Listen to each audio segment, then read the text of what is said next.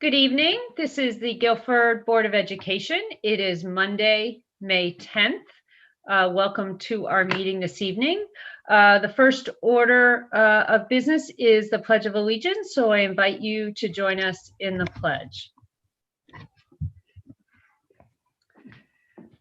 I pledge allegiance to the flag of the United States of America, and to the republic for which it stands, one nation, under God, indivisible, with liberty and justice for all. All right, thank you. The first order of business is to take action on the minutes from our board meetings in April.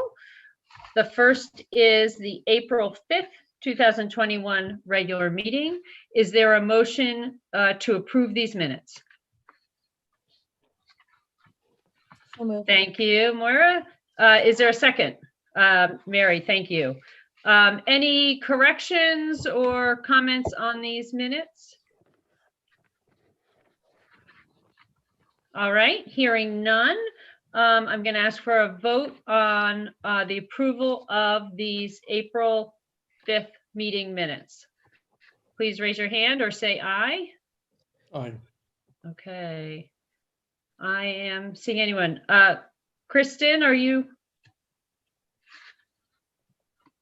Sorry. Excellent. Okay, so that's everyone. Terrific. I just didn't want to leave anyone out. Next are the meeting minutes for the workshop meeting of April 26th. Is there a motion to approve these minutes? So moved. So moved. I see Ms. Sullivan second. Any comments or corrections to these minutes? Okay, I am going to note on page 4, there is the top half of the page is a list of edits that were made to the Board of Ed statement as we discussed it. I am going to, for the purposes of approving these minutes, note 3 edits that were missed and make these edits now, but then we'll send to Terry them in writing so that she can record them. So very nicely, these are set up per paragraph. There were 2 additional edits to the second paragraph.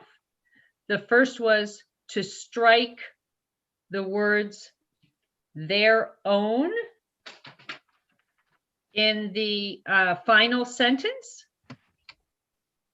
The next was to change, also in the final sentence, develop into young adults, to emerge into adulthood. The third edit that wasn't recorded here was in the 3rd paragraph in the 3rd sentence. We changed the word are, A-R-E, to is. And then the last correction is that the 5th bullet listed here is not a change that I recorded nor that we made. So the 3rd paragraph, second to last sentence, changed methodology to initiative. That was not a change that was made to the document.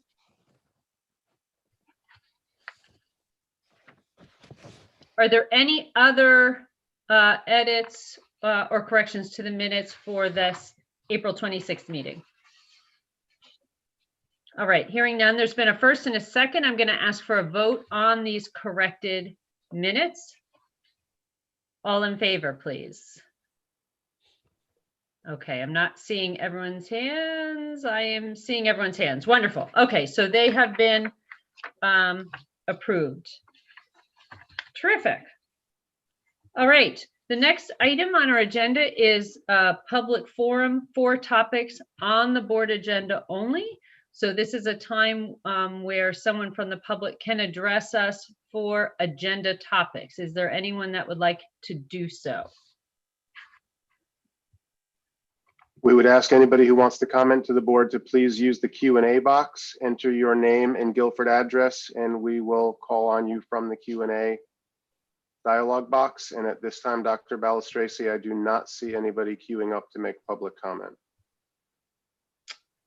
All right. Number 5 is to review and approve expenditures for the month of April. And I'm going to turn to Dr. Hirsch for that. Yes, the expenditures for April were $4,958,088.96, which represents 77.16% of our expenditure for the budget this year compared to 76.41 last year. I note that under employee benefits,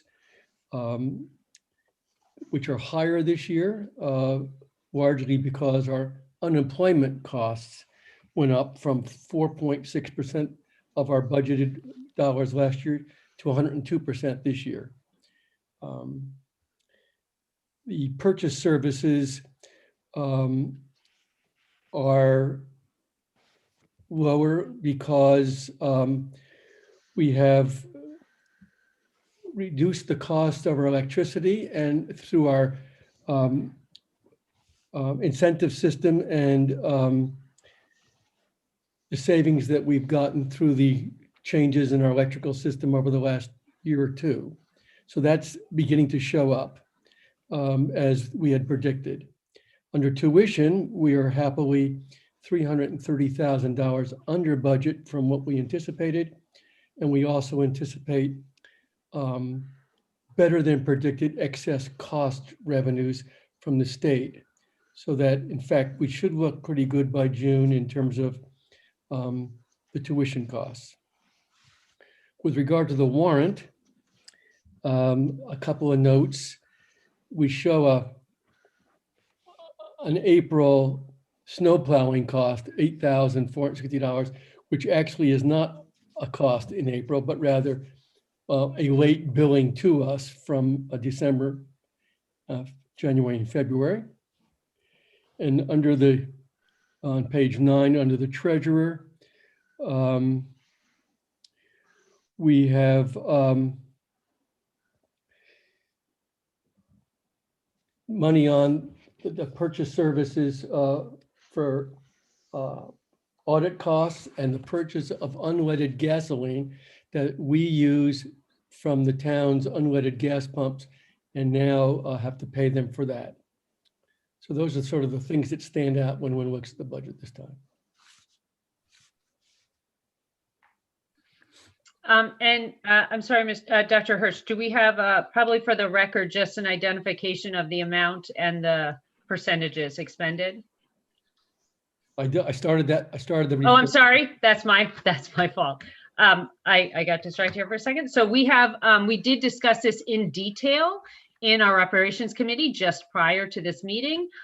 Board of members were able to review all of the warrants and ask questions of Mrs. Trudeau. Are there any additional comments or questions that anyone has before we vote to approve the expenditures for this month of April? All right, seeing none, I am going to ask for a motion to approve the financials for April. Excellent. Mr. Del Ventura, I see your hand. Mr. Sands, a second. All in favor? 1, 2, 3, 4, 5, 6, 7, 8. Terrific. So that is an approval of the expenditures. Thank you so much, Dr. Hirsch. Next on the agenda are communications. Are there any communications that people, that board want to note received since our last meeting? All right. I will note that we did receive a couple of communications in appreciation of the Board of Ed statement made at the last meeting. We also received a communication expressing some disagreement. There were no other communications that I received related to anything that needs to be addressed here. The next item is student representatives. I believe we have a couple of our representatives here. We're also going to have the opportunity to recognize our students. Dr. Freeman, I don't know if there's a particular order we want to go in here. Dr. Balistraci, I thought maybe we could start with the student recognitions, and then I know that Jerry is here Perfect. ready to deliver his report. Wonderful. So we get the terrific opportunity tonight to recognize students receiving the CABE Student Leadership Award.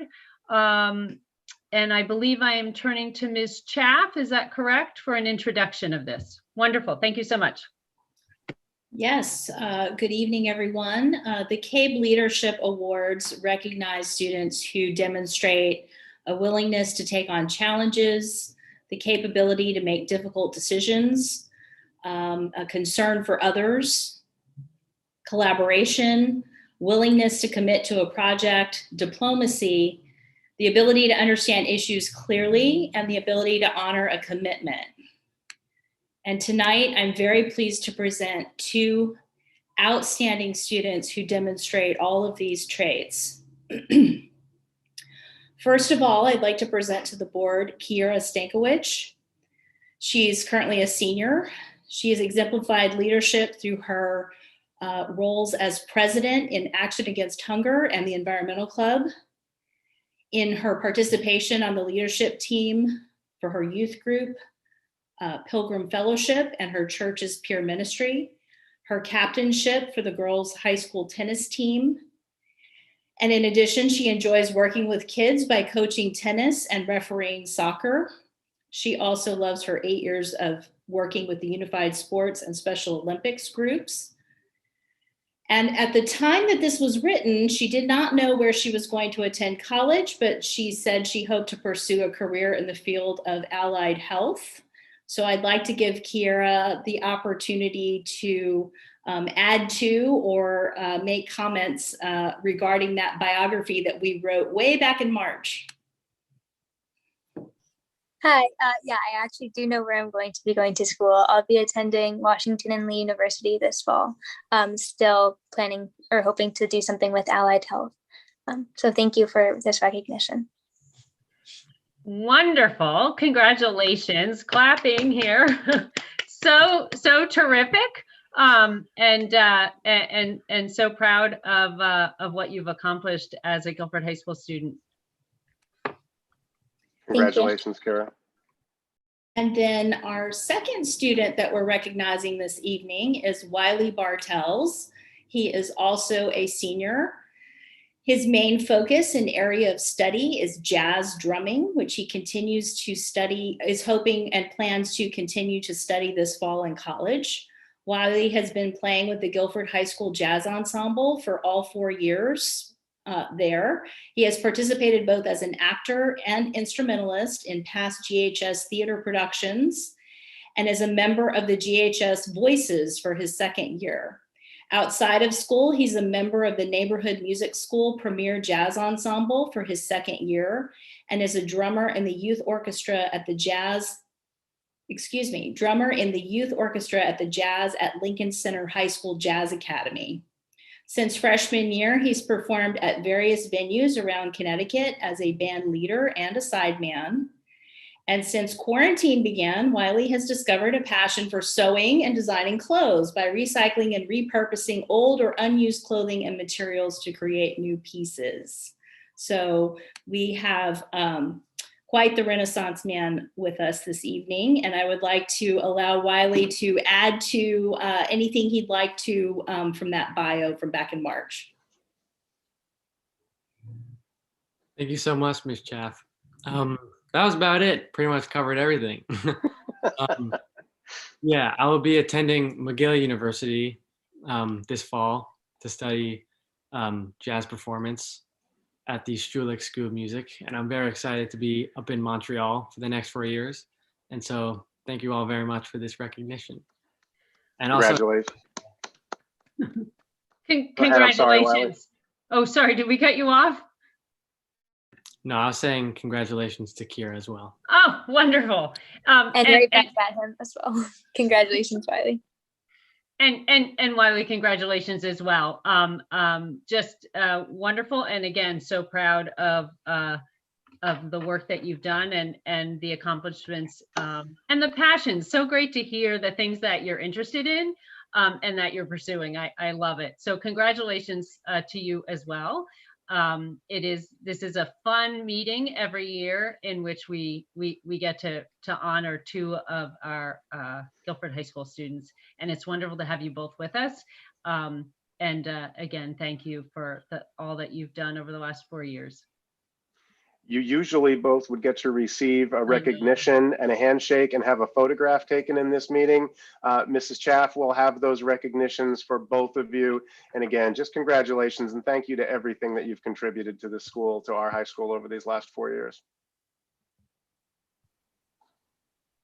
Wonderful.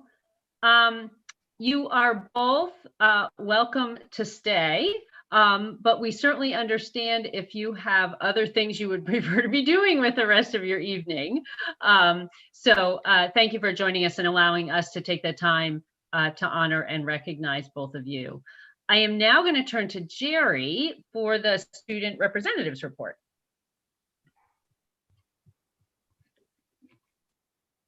Hello. So first at Calvin Leet School, the Calvin Leet PTO had their annual learning fair with over 70 students submitting projects, and grades 3 and 4 are finalizing their SBAC testing currently. They also had 2 school spirit days, Crazy Hair Day and Opposite/Mismatch Day. At Melissa Jones School, students in the 1st grade are engaging in the engineering design process, and they're designing, testing, and improving bird nests that meet specific criteria. This has led to lots of interesting conversation, and they are growing new ideas. In the 2nd grade, students are engaging in a module around paleontology, and fossils will be writing narratives from the perspective of a paleontologist who first discovers a fossil. 4th grade students did biome work with their new rainforest unit. They created trioramas, and they used book flicks to share their learning. 3 UConn junior music education majors also recently completed their elementary clinical rotation virtually at Melissa Jones, and they learned about leading action songs with musical expression, planning and executing rhythm practice activities. And they also taught a lesson segment inspired by children's literature. The students at Melissa Jones love learning from their UConn teachers on the computer. At Baldwin Middle School, Smarter Bounds testing is also going well, with the test administration to in-school students already completed. And this week, 5th grade students will be participating in next generation science testing on Tuesday and Thursday. Parent visits for incoming 5th grade students are also ongoing. And 2 weeks ago, parent questionnaires were sent out to all the parents of incoming 5th graders. And later this week, an informational video that introduces Baldwin Middle School's academic programming and opportunities will be shared with the parents. The library media specialist, Mrs. Deere, has also booked an all-school author visit on May 25th with author Gregory Moan. He'll be discussing the writing process and sharing his experiences in his most recent book, Atlantis: The Accidental Invasion. The student council is hosting a drive-in movie night on Friday, May 21st. And this family event will allow families to come to Baldwin parking area to enjoy a movie on a big screen while listening through their car radio. Through the generosity of the student council, this is a free event, but space is limited and reservations are required. Finally, a COVID-modified version of the Baldwin Bonanza is being planned for June 3rd and 4th. This is a 6th grade only event with fun outdoor activities held right at the grounds of BMS. And the physical education department is taking the lead organizing the day's events. In partnership with the teachers and the support of the PTO, we hope to provide the 6th graders the opportunity to make happy memories that will last well beyond their time at BMS. And the Stepping Up Day to the 6th grade students are recognized as they prepare to step up to Adams Middle School as 7th graders. Stepping Up Day plans are being developed, and while Baldwin is not completely sure of the details yet, they hope to provide an experience that is memorable, special, and responsible. And lastly, at Guilford High School, spring sports are going strong with our baseball, softball, boys and girls lacrosse, boys and girls track, boys and girls tennis, golf, and crew teams all working very hard. And the theater department also presented their play, The Theory of Relativity, on April 17th. Tickets were sold online and it was shown via live stream. Our COVID-safe junior prom also took place on May 1st at Woodwinds. Students wore masks and they enjoyed music and lawn games, including bocce, cornhole, and can jam. And finally, AP tests are currently going on, where some students have already taken their in-person tests and others are preparing for their upcoming online tests. Terrific, thank you. Does anyone have questions or comments for Jerry? Anything to follow up with?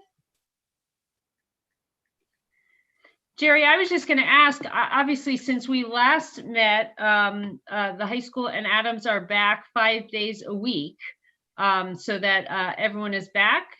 How is that going from your perception? Yeah, I like it. It's more fun being in person more often than it used to be. I imagine so. Wonderful. Yeah. Excellent. Well, thank you so much, as usual, for joining us and giving us all these updates. I really appreciate it. Thank you, Jerry. Thank you. All right. The next item up is the superintendent's report. So Dr. Freeman, I am going to turn it over to you. Thank you, Dr. Balistraci. I do have the one item that appears on the agenda, but I also have a couple other items that I'd just like to inform the board and the community about. Jerry started by mentioning some of the end of the year activities. He mentioned the junior prom that has already taken place.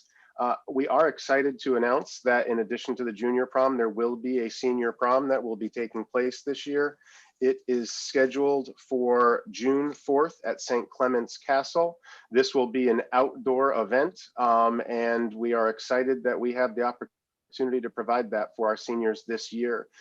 Some of the specific details about the COVID mitigation strategies that will be in place are still being worked out with the venue. We're still tracking guidance from the State Department, as obviously we're in a changing phase right now, but we are excited that this year's senior class will have the opportunity to celebrate together in the senior prom. We are also finalizing plans for graduation. Graduation this year is scheduled for June 17th. And it will be an event that will begin to move closer back to the traditional graduation with which we are familiar, while maintaining some of the adjustments that we made last year. In really broad strokes, some of the most important features is that we do plan on holding graduation at the fairgrounds again this year. The fairgrounds are simply a larger venue. It gives us more space to spread out the graduates and the families who will be in attendance. It will not be a car-based event. We will have lawn seating available.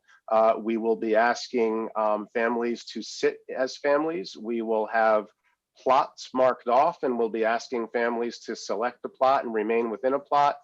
Graduates will be sitting with their families until the time that they are called forward to come to the stage to receive their recognition. Additionally, a piece that was added last year that was incredibly popular was the car processional from the high school to the fairgrounds. We want to hold on to that portion of the event this year, and being at the fairgrounds affords that opportunity better than being back on the Greenwood. So again, holds on to some of the pieces that were successful last year, while taking a step closer to the more traditional graduation that we are familiar with. We are excited that our guests will be witnessing from the lawn and not from their cars within the parking lot. Again, some of the final details are being hammered out for that event. Additionally, there are end of the year events that are being scheduled at the other schools. Jerry mentioned a few of them that are in the works. Prom and graduation are our crown jewels at the end of the year. They are the events that we will be focusing the most on, but we will be having end of the year events, particularly events to recognize 8th graders, 6th graders, and 4th graders. And while those will be scaled down versions and there may be more COVID mitigation practices in place at those events, there will be more recognitions than we were able to see last year. And we're excited about the opportunity to more openly celebrate the end of this school year moving forward. I do have a couple other items, but we have Mrs. Chaff here as well, and I didn't know if the board had any questions before moving to the other items. Go ahead, Amy. I just, first of all, just thank you. I think that it's a good idea to have it at the fairgrounds. I think, crowds and different things that are harder to control around the green make Yep. that a bit easier. My question is the thinking behind having the graduates sit with their families versus spacing them out with their classmates, given that they go to school together all day long and they're outside and would potentially be wearing masks or would be wearing masks. I think it has to do with the logistics of the space. I think it has to do with the size of the venue and creating that graduation, that seating for the graduates up front. Again, we were sort of combining the elements of last year with what we've seen traditionally, and that is the thinking at this time. I think a lot of it simply had to do with space and layout.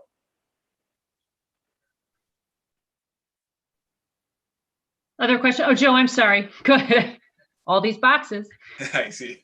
Thank you, Dr. Balistrisi. Dr. Freeman, that's great news about the graduation for the high school. I did get some questions from some parents regarding the 8th grade. Will there be a commencement ceremony for that, for the 8th grade school as well this year? Yes, and details, including location for that one, are still being worked out. But Mr. Regan, there will be some recognition of the 8th graders moving up to the high school. We're not as ready to share details of that at this time as we are around prom and graduation. Okay, thank you. Thank you. There will be some event though. Sorry, I've gotten the same question as Joe, and then also about the Baldwin typically has some end of year, a special kind of 6th grade stepping up ceremony. So 8th grade, 6th grade, and 4th. Yep. Yeah. Yep, 8th grade, 6th grade, and 4th grade. There will be recognitions at all of those levels. And again, there will be some modifications compared to what we did 2 years ago and beyond, but there will be more than what we were able to provide last year. And again, all those details are still being worked out. Those communications will be coming from the principals directly in the schools around, again, locations, times, and how those events will roll out. Other questions? I just had a logistics question. So with the car parade entering into the fairgrounds, last year what happened was obviously that cars parked in particular spots, and that's where the family was located. This sounds like cars will be parked and then families will exit their cars and move to a spot in which they will be sitting. Is that correct? Exactly right. Okay. Yep. We'll be using 2 spaces at the fairgrounds this year compared to the 1 that was used last year. There'll be a parking area, and then there will be a lawn that we'll be using for the graduation event itself. We'll separate parking from the event this year. Also important to note, Dr. Balistrisi and Chief Hilton wants to make this clear. This is a car processional, not a car parade. Apparently permitting is different for the 2 events, and this is not an official parade. It is a processional, and that's important to note when we're crossing state roads. All righty. That's important information. Go ahead, Mr. Sands.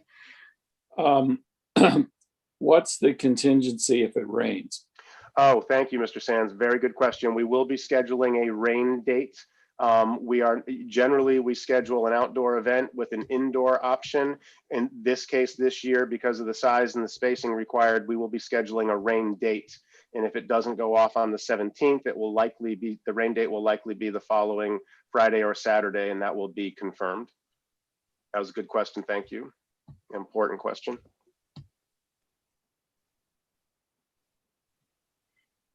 Other questions at this point about graduation plans or other plans? Yeah, go ahead, John. Are there any plans yet for project graduation this year? Any sort of festivities afterwards? Julia, I'll have to defer to you for that. Yes, there is a parent group who is organizing a project graduation experience. It's my understanding that they are currently undergoing fundraising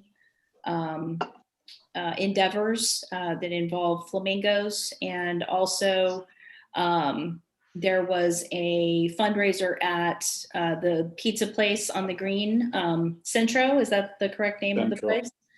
And so they are in the process of raising money to fund a post-graduation project graduation event, We do have some of that information linked to our website. Also, if you contact the main office of the high school, we can put you in contact with the parents who are organizing that event.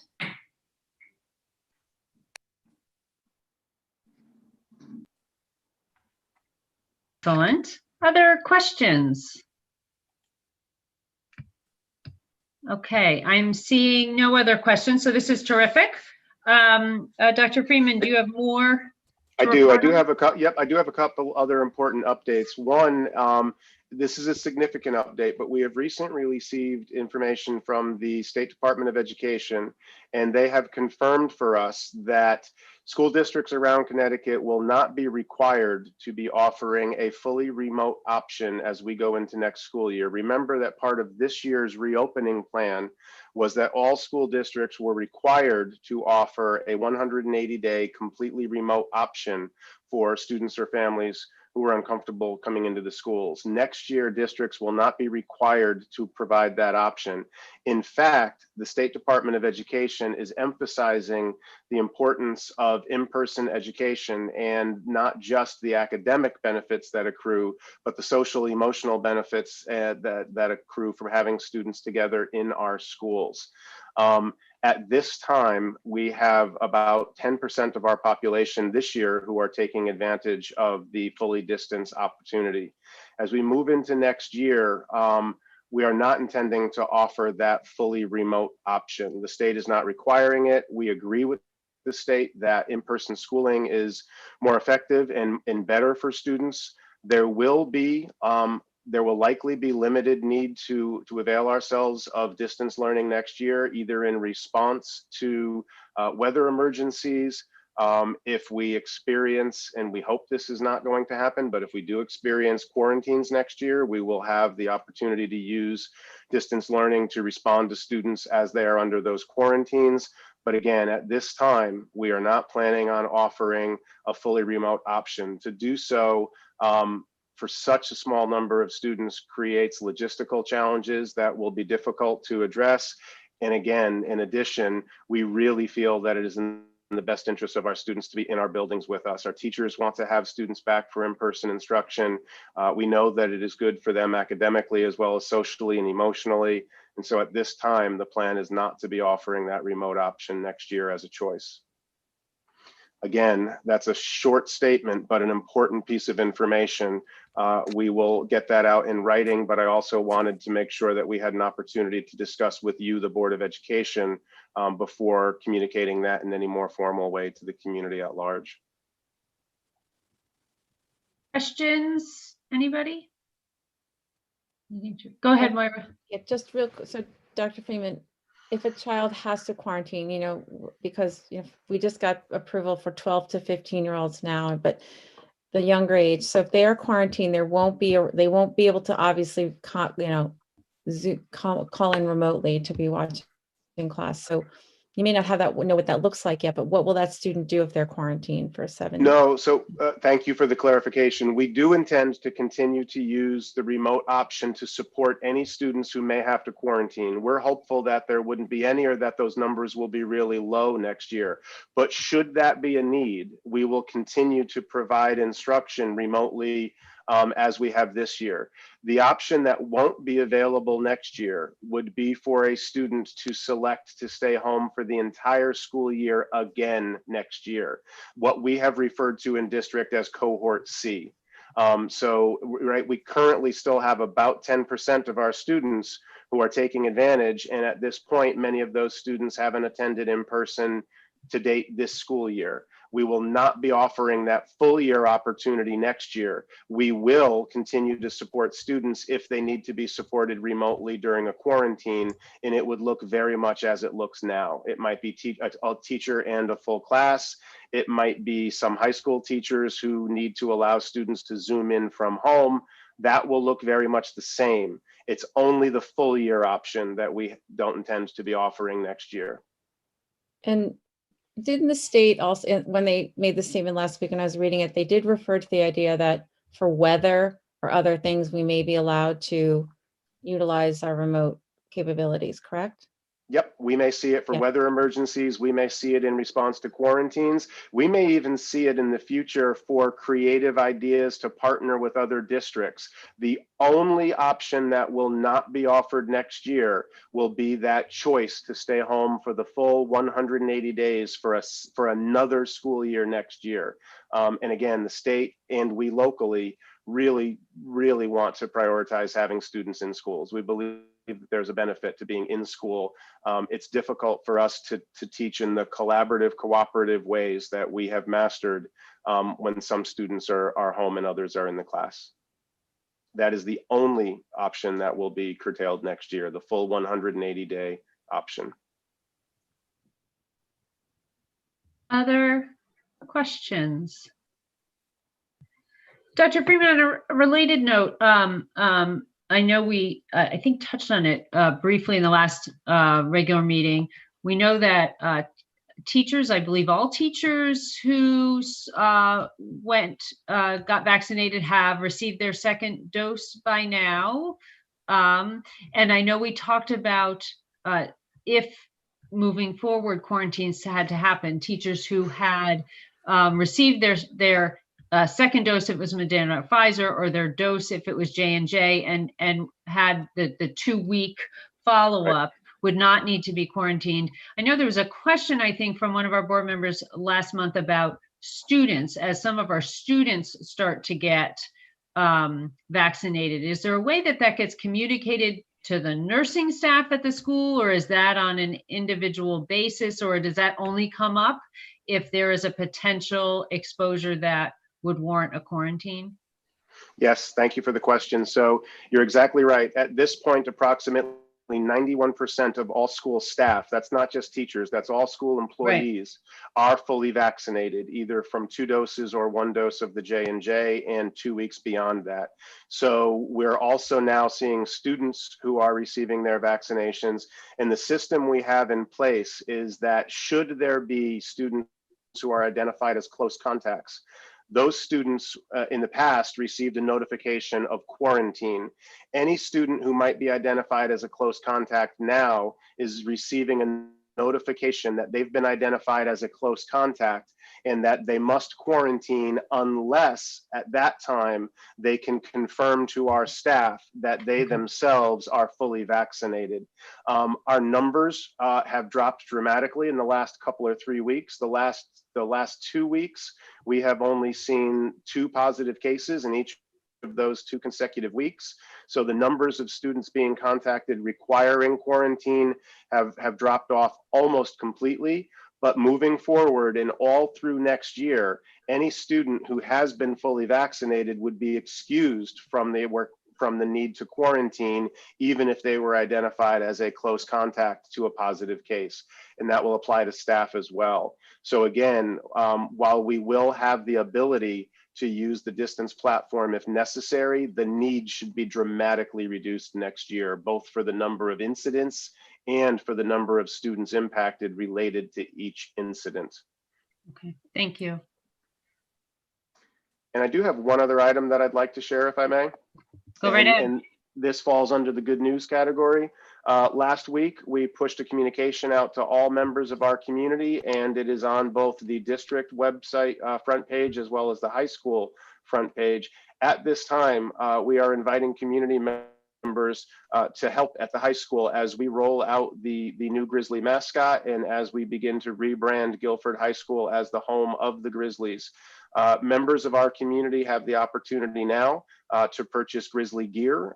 You can go out and get your hoodie with a Guilford Grizzly emblem on it, a Guilford Grizzly mascot on it, and all of the Grizzly gear that anybody in our community purchases, 20% of that purchase price goes to offsetting the costs of rebranding the high school, to buying uniforms for our athletes, to repainting the gym floor, and in fact, to purchasing a mascot costume, because we fully expect next year as we return in the fall that there will be a Guilford Grizzly who can attend athletic and other school events. In addition to the ability for community members to contribute to that rebranding cost through purchasing spiritware, there's also a direct opportunity to make contributions. So as we went through the process of changing the mascot and identifying the new mascot at Guilford High School, Mrs. Chaff and I were asked a number of times by community members how we can help. Here's an opportunity to help. This is an opportunity to help absorb the cost of that rebranding and lift it off of the school budget. And so again, we're looking forward to a day where we see students with hoodies and baseball caps and t-shirts with Guilford Grizzlies on them as they move through the high school in our community. And I just want to encourage everybody in town to look for those links and to consider supporting this rebranding effort as we move forward. Plus, it's a really nice logo. I want to thank again Noemi Kearns of Ink and Pixel here in town, who donated her time and helped us with the design and with the marketing campaign, all pro bono. We very much appreciate her contribution to this effort and encourage everybody else to join in as well. And I did go on the link, excuse me, and there certainly is a tremendous choice of sweatshirts and jackets and shorts and t-shirts and bags and socks and hats. Yeah, and all sorts that's of right. things. You could everything short of a prom dress, I suppose, is pretty much found on that website. So that is terrific, and definitely thank you for the contribution of the effort to create that logo for Guilford. Noemi Kearns, yep, very much appreciated. Questions, comments? All right. That concludes my report this evening. Terrific. All right. We will then move on to the board agenda part of the meeting. The first is to act on personnel items. The first item here is to ratify the appointment of Kevin Buno, who is here with us this evening. Kevin has obviously been in the role of acting assistant principal at Guilford High School this year. This is an opportunity to take the acting away from that title and officially recognize him as the assistant principal. So I am going to ask for a motion to ratify the appointment of Kevin Buno as assistant principal at Guilford High School. I see Mr. Sands raising his hand, Mr. Golino a second.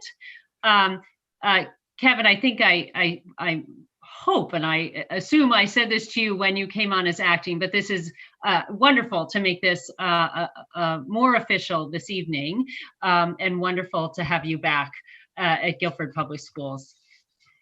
All right, I have a first and a second. All in favor? Aye. Please raise your hand or say aye. I don't see everybody.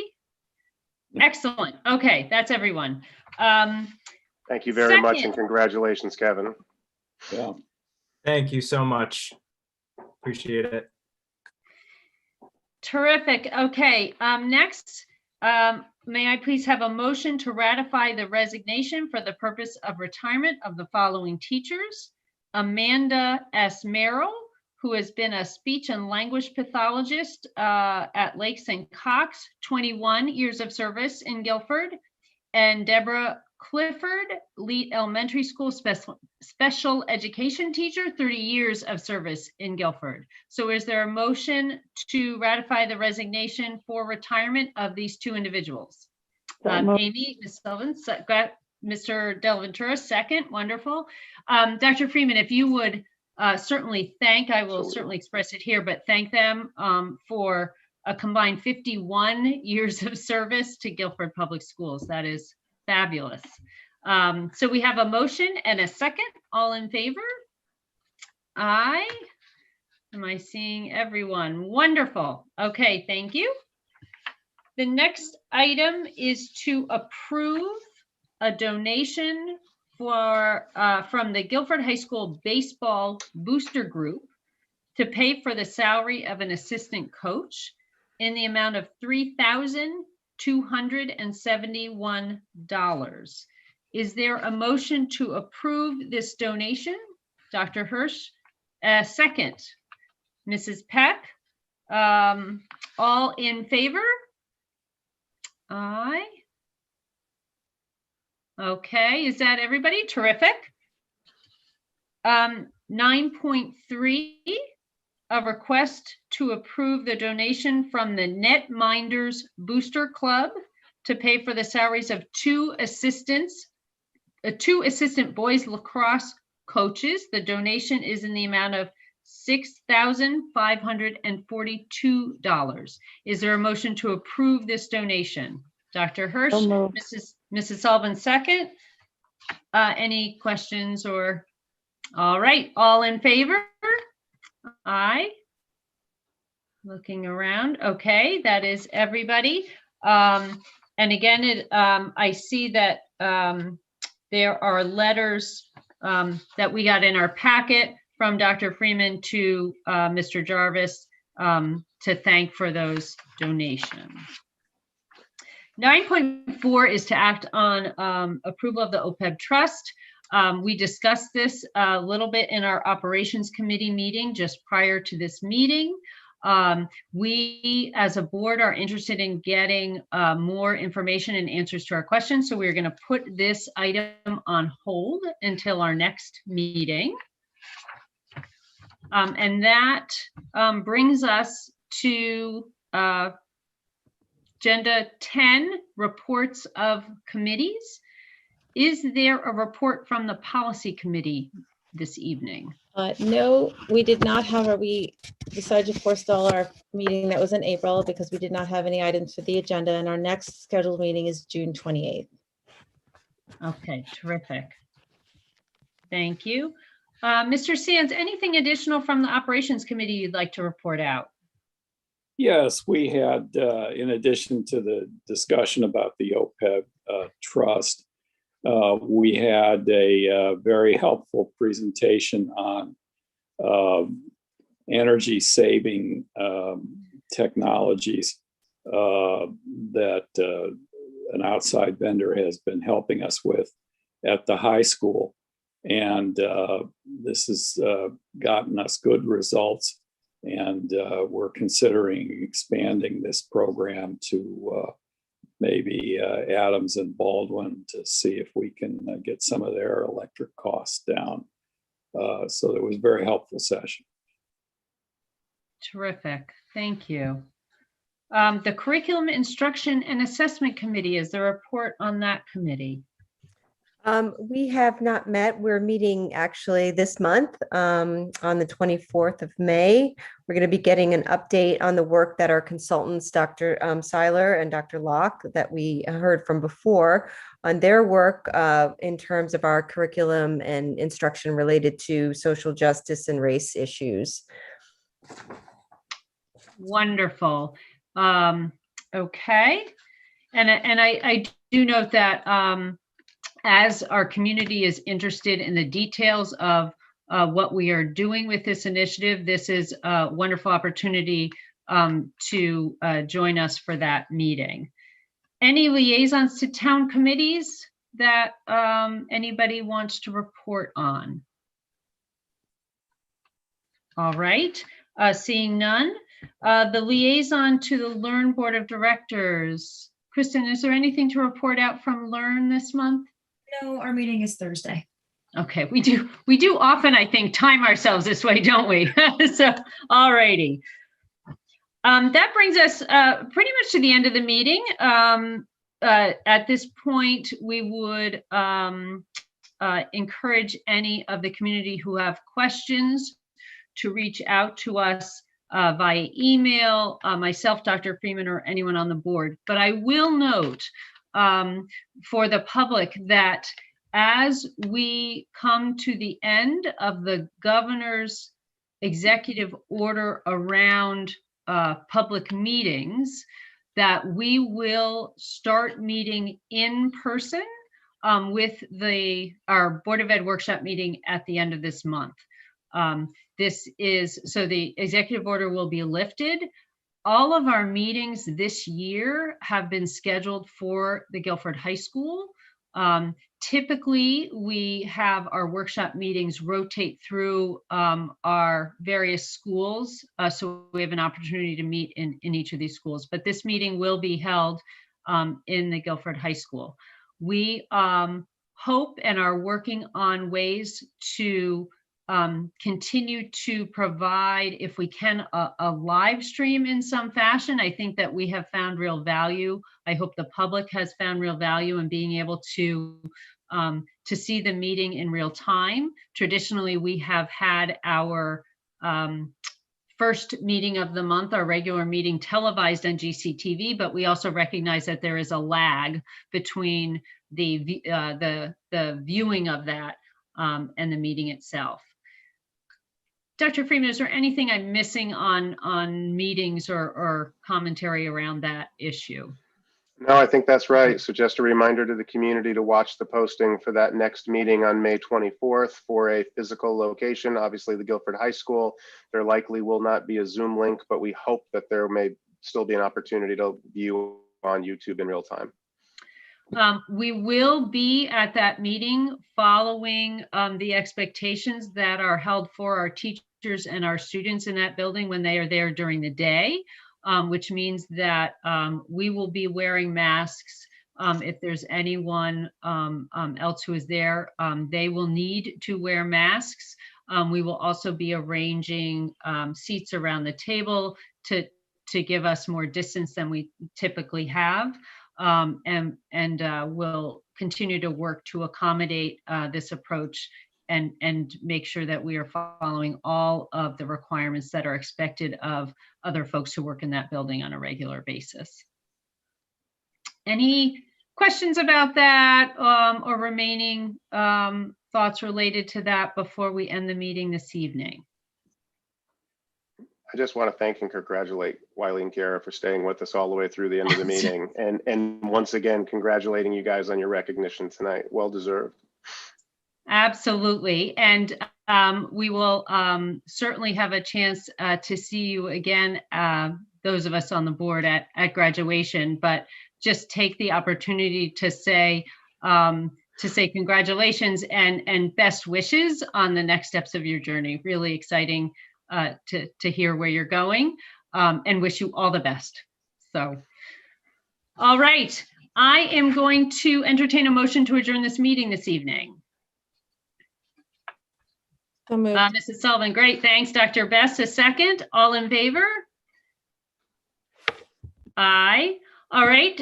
Thank you. I hope everyone has a wonderful evening. Thank you to Ms. Schaff and Mr. Buno for joining us. And again, wish everyone a